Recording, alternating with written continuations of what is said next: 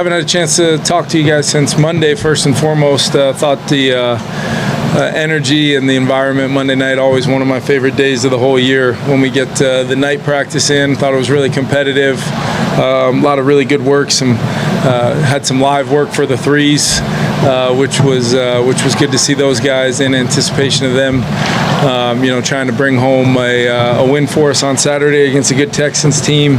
Speaking of which, Houston Texans are a really good football team, and the way Nick and D'Amico put that team together, expecting them to have a bunch of depth, which will test our depth in a game that, anytime you line it up, you want to go try to put your best foot forward to win a game, and looking forward to seeing our football philosophy that we've been trying to instill in our team and our players are taking ownership of. Looking forward to seeing that come to life Saturday, opening up US Bank Stadium, which will be phenomenal.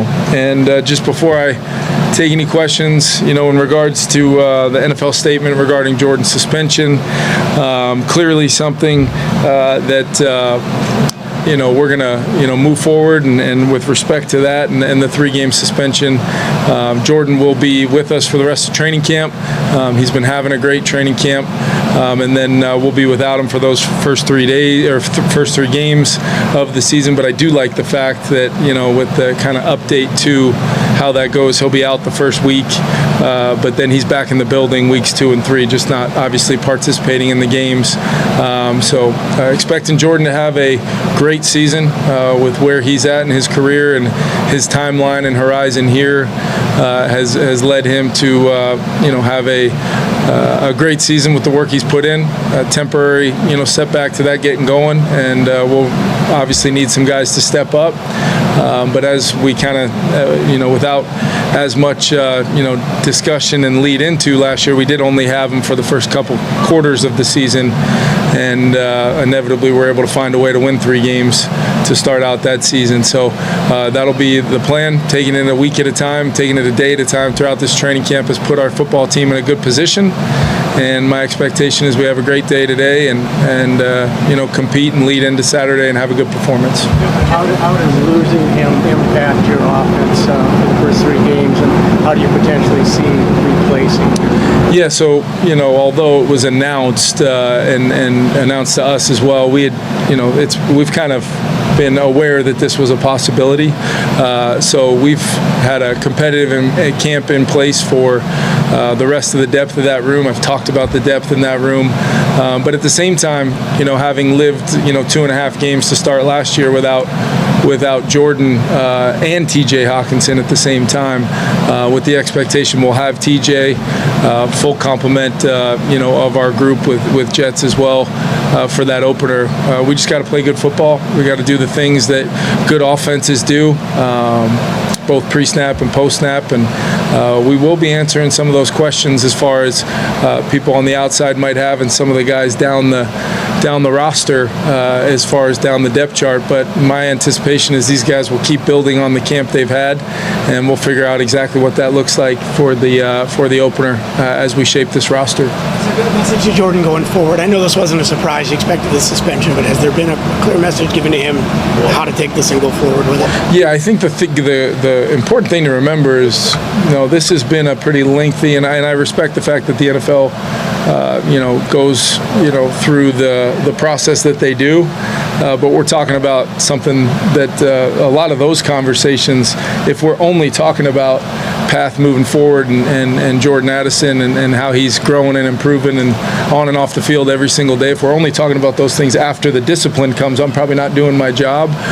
Jordan's well aware of the standard that he's been living up to. He's done a phenomenal job, not only this camp, but before that, continuing to understand. He's taking full accountability with that suspension becoming official. But Jordan's daily, weekly, and continued presence in our organization is a very positive one, and he knows that that's my expectation, and our relationship is something we talk about a lot of how much I view him as an ascending player with great leadership traits to help set the standard for players coming behind him. Coach, In the last couple of years, the last 5-10 years or so, it's been tough for the Vikings to string together double-digit win seasons. Last year, you're coming off a 14-3 win season, and arguably are better this year. Are there some things that you've done in this offseason, mentally, you or the staff or the players, to help build on momentum going into this season? Yeah, I think it's important to, although, what was your time horizon you mentioned? Like 5-8 years. It's tough Yeah. in double digits in a row. Yeah, so I can't really speak too much to before 2022, and would prefer not to. But what I can tell you is I think it's important to look at our 3-year time horizon here that leads us into this year, and I think it's pretty clear to me the direction we're going. But I look at 2022, establishing a culture, everything's new. Success kind of came our way. We won a lot of one-score games, found a way to do a lot of things that were unique for the first year of an operation, whether it's greatest comeback in NFL history or, winning the way we did in Buffalo or, finding a way to secure the division, like I said, and then it doesn't end the way you want. Tremendous adversity, in 2023 with some of the injuries, and that was really our chance to test this culture that had been built. And that was maybe what I was most proud of, as I've told our team of, when things aren't going your way, I'm a big believer in those are the moments that really define who you really are. Anybody can put a smile on their face when success is going on, but long after adversity hits, you can look back and really figure out what and who you are. And I thought our team and our organization did that in a very adverse-driven year in 2023. And then last year, as I said, at the start of training camp, there were folks that thought we could potentially have the first pick in the draft when we were going into last year's season, which means you're the worst team in football. And we found a way to just kind of block all that out and prove that we can do that. And I think you figure out year in and year out what the message is. And to me, the message to our team this year is we've proven we can win football games. We've proven we can play to a standard. But in those moments that you earn the right to be a part of late in the season and on into the second season, are you going to be worthy of that moment? And every little thing we do needs to be done at a standard that is worthy of those moments. And that's kind of how we've gone about talking to our team, and we'll go from there.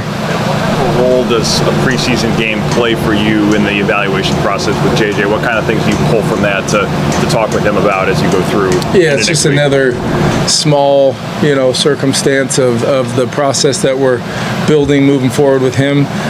But it is, you get a chance to wake up on Saturday morning and get in your car and drive to US Bank Stadium, go through the pregame warm-ups and build up to inevitably the ball getting kicked off, and you run out there and lead a group, lead a unit, and try to put together some successful sequences of plays. And then there's going to be a bunch of things that he will personally feel that we can build upon. There's going to be a bunch of things as a team that hopefully we can build upon, and then there's going to be some coachable moments as well that are all part of the process, getting him ready to go towards the season. So another part of many slivers of the process that we've seen already and we'll continue to see next week with some joint practice work and what we have planned for the final week leading into the final preseason game. So looking forward to it all. But anytime you're putting on the Vikings uniform and going to play, I want our whole team, regardless of whether you play one snap or 70 snaps, I want our whole team to be prepared and using that for what it is, which is a dress rehearsal for 17 opportunities to come. Where's the thing you've been working on with JJ to make sure he's able to make every throw during the season? And then where would you rank his arm compared to the other quarterbacks in the NFL? As far as your first part of your question, certain throws for getting prepared for the season, I think it's just an array of what our offense presents from a standpoint of the quick game, the drop back pass game, some of the weighty downs in the third down red zone. Those are all different kind of throws depending on where you are in the drop back game and where you are on the field, in regards to where you're going to try to throw those balls. Then you have the play pass game where you're trying to obviously put defenders in conflicts to open up voids and vacancies, and then you've got some things outside of the pocket in the movement game, screen game.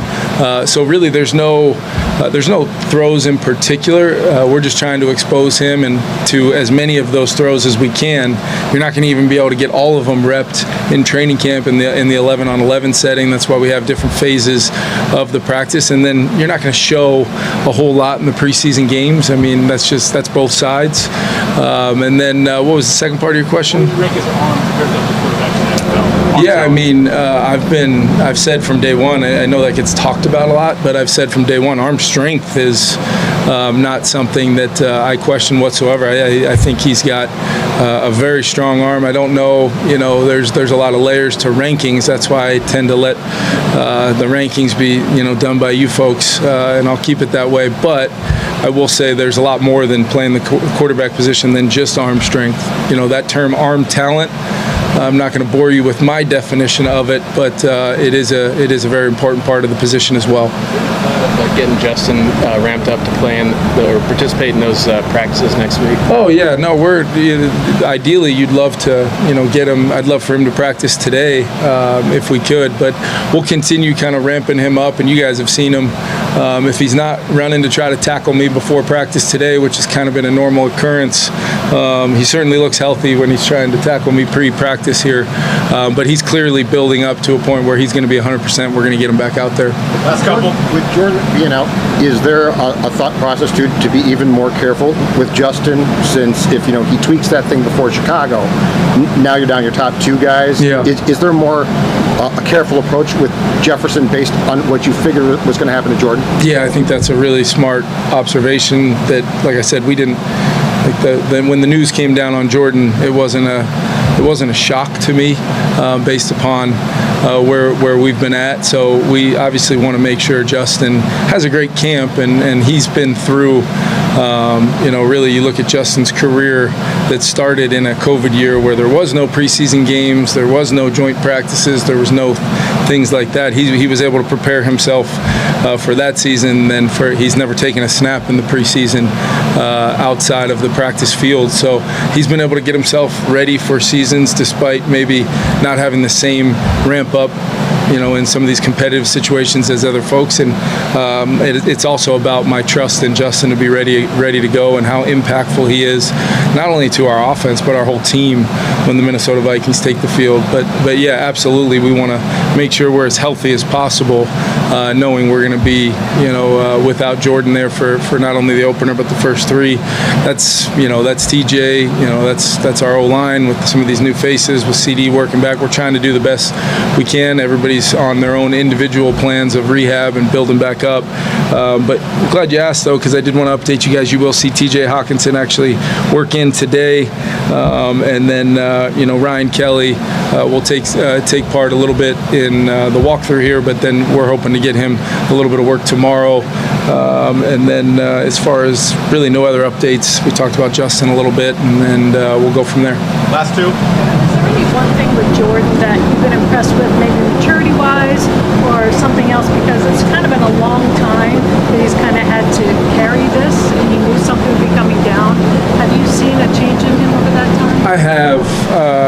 There's been a level of maturity that, remember, I don't know exactly how old he was down to the day, but this was a young player when we got him, and he's a guy that has an absolute heart of gold and loves his teammates, and we get to see him in the moments here on the grass and in the meeting rooms and with his teammates where, quite honestly, he's always at his best. But where I've really seen the growth is Jordan, away from the facility, and just how he prepares his body, how he's got such a mindset for where he wants to go in his career, and he knows it's all a part of it. Look, it's no secret. Like, I'm a huge fan of Jordan Addison and the relationship that I've built with him, and that he's built with other people and players in our organization.